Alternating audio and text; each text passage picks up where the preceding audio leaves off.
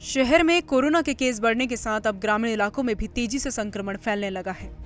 ग्रामीण क्षेत्रों से लगातार कोरोना के गंभीर केस सामने आ रहे हैं। धमतरी जिले में कई गांवों में बढ़ते संक्रमण को देखते हुए कंटेनमेंट जोन बनाया गया है।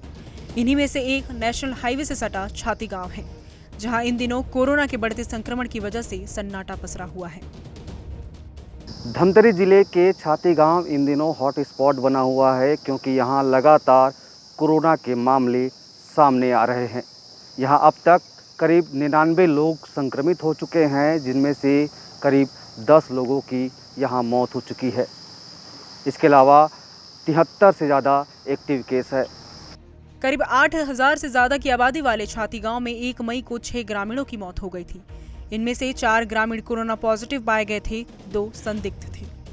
यहाँ तो ऐसे समझ में तो बीमारी है और नहीं है, तेकर करके कम से कम 2-4 दिन में, 1 दिन में, 2 दिन में 1 केस 2 केस होते रहते हैं। गांव वाला में डिस्टेंसिंग है, दूर दूर में रहना है, कोई बंद है, घूमना उमना ज़्यादा नहीं है।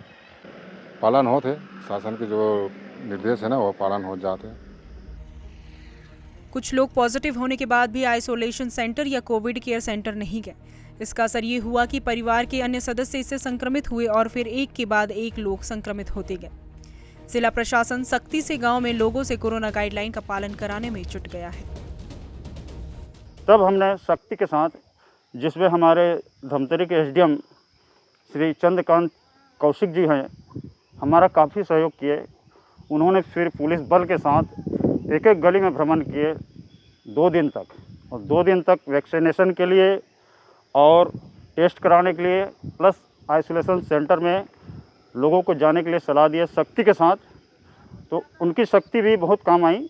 करीब 99 संक्रमित है, कल का डाटा भी आया नहीं है, जिसमें से 26 लोग रिकवर हो चुके हैं। वार्ड अनुसार दे रहे हैं। वार्ड में जैसे 50 आदमी हैं तो 10 आदमी से एक्स्ट्रा आ रहे हैं, तो 10 आदमी को पहले राशन देते हैं, 10 जने को टोकन दे देते हैं, इतने बजे से इतने बजे आएँ, 1-1 घंटा में ऐसे करके बोल देते हैं। धमतरी ब्लॉक में कोरोना की इस महामारी से निपटने के लिए पर्याप्त मात्रा में ऑक्सीजन की उपलब्धता है। वेंटिलेटर की संख्या भी पर्याप्त है।